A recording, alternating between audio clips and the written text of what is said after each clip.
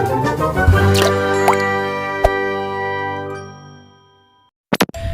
guys, kembali lagi bersama gue di Ruang Channel. Kalian tahu kan berbagai kendaraan transportasi umum yang pernah kita gunakan?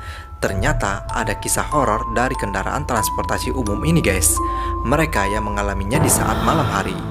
Ya, memang kalau sudah di malam hari, pasti ada saja hal aneh yang pernah kita rasakan.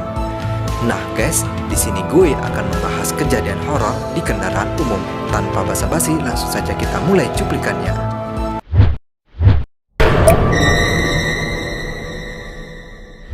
Oh ya guys, jangan lupa untuk subscribe, like, komen, dan share agar channel ini bisa bermanfaat untuk menghibur kalian. Dan jangan lupa klik notifikasi loncengnya agar kalian mengetahui updatean cuplikan dari gue. Oke guys, let's go. Misteri bus kuning. Cerita ini pernah dialami oleh seorang perempuan, sebut saja si Ani. Ku menangis. Bukan Ani Roma Irama guys, hahaha. Si Ani yang baru pulang sekolah dan pada saat itu hari pun sudah menjelang malam. Dia berencana pulang menggunakan bus yang biasa dia gunakan.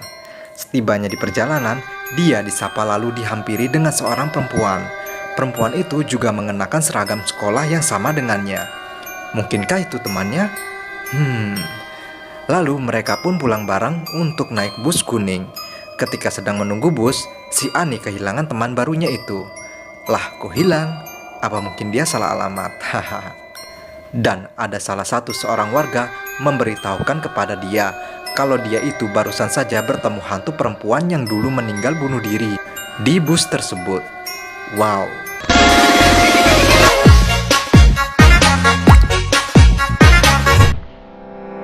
Bus menegangkan.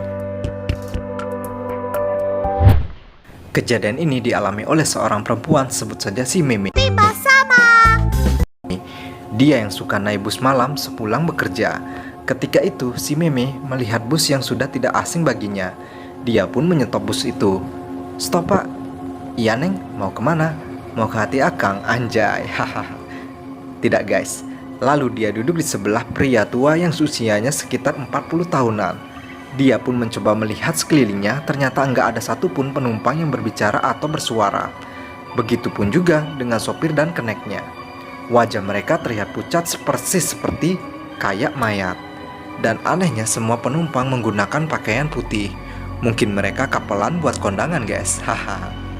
Ketika dia turun di terminal, ada petugas terminal yang bercerita kepada dia bahwa beberapa hari yang lalu sebelumnya bus tersebut mengalami kecelakaan dan banyak penumpang tewas. Lah, tadi itu gue naik bus apa ya? Ucapnya si Meme.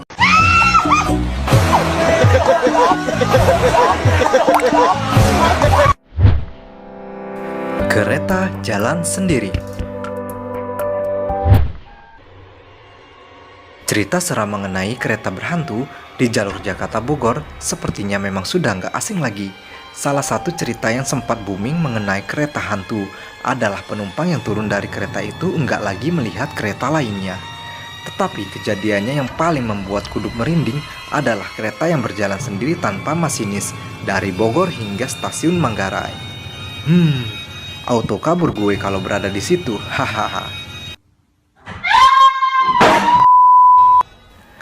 Kejadian jalannya kereta misterius ini memang disaksikan oleh banyak warga. Salah satunya penjaga pintu lintasan kereta di daerah Bukit Duri. Pada saat itu, ia yang bertugas penjaga malam mendadak kaget karena sirene pintu lintasan tiba-tiba berbunyi. Tentu saja aneh karena pada saat itu jam masih menunjukkan pukul 4 pagi dan belum ada kereta yang beroperasi.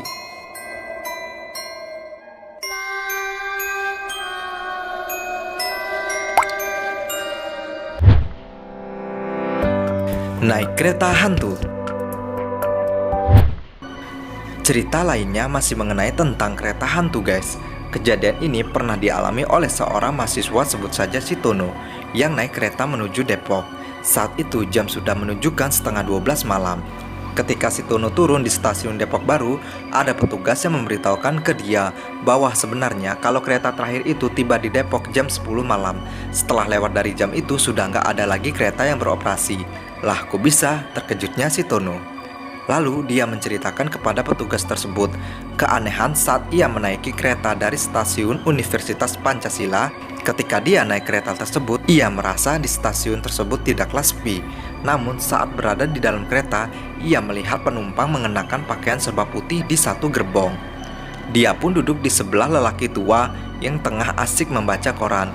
Lalu dia kemudian meminjam koran tersebut dengan lelaki tua itu, karena lelaki tua itu sudah tidak lagi membacanya.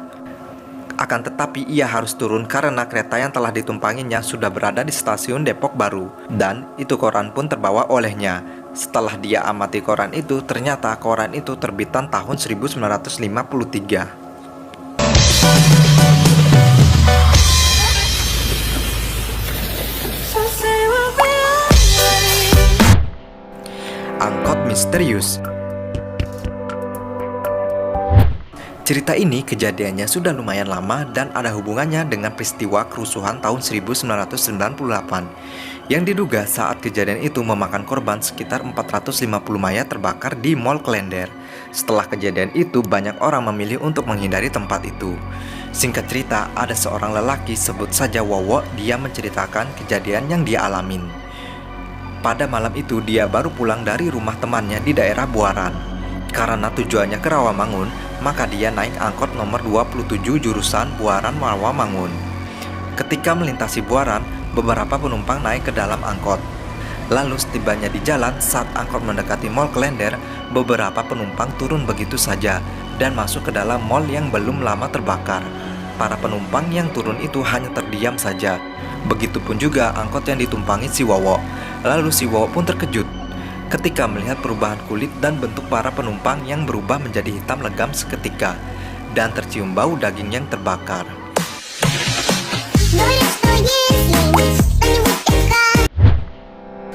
Penumpang taksi misterius.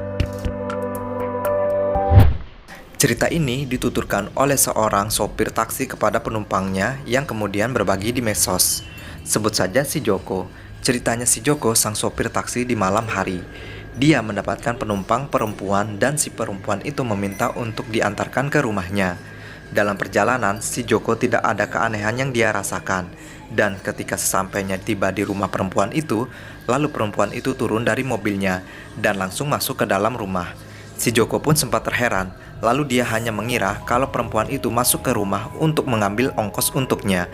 Tetapi ternyata yang keluar dari rumah itu adalah seorang ibu-ibu. Ada ibu-ibu guys. Ibu-ibu! Kok nggak ada, anjing hilang, goblok!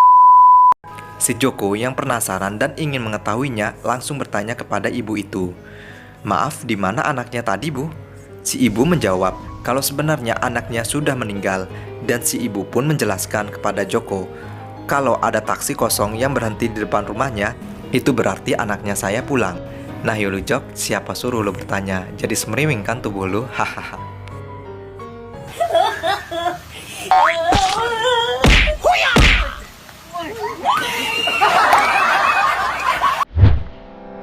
Taksi mengantar hantu. Lewat tengah malam, seorang sopir taksi, sebut saja si Jono, dia mendapat penumpang 3 orang cewek di daerah sekitaran Manggarai. Cabe-cabean tuh John, hahaha. Ketika ditanya tujuan penumpang itu, Neng mau kemana Neng? Mereka malah nggak menjawab. Si Jono pun kebingungan. Di perjalanan pada saat tiba di underpass Duku, dari salah satu penumpang tersebut menjawab, Bang jalan lurus terus ya bang. Seketika si Jono lajukan mobilnya. Dan setibanya sampai di daerah karet, si Jono diarahkan menuju sebuah gang kecil. Lalu sesampainya di tempat, saat salah satu penumpang baru turun dari mobilnya, karena penasaran si Jono sang sopir taksi tersebut mencoba menoleh ke belakang. Dan seketika si Jono terkejut lalu jatuh pingsan. Keesokan harinya saat sadar si Jono betapa terkejutnya lagi, dia ternyata berada di sebuah pemakaman. Padahal semalam dia mengaku melihat rumah dan gedung-gedung bukan pemakaman. Wah lu ditipu cabe-cabean John, hahaha.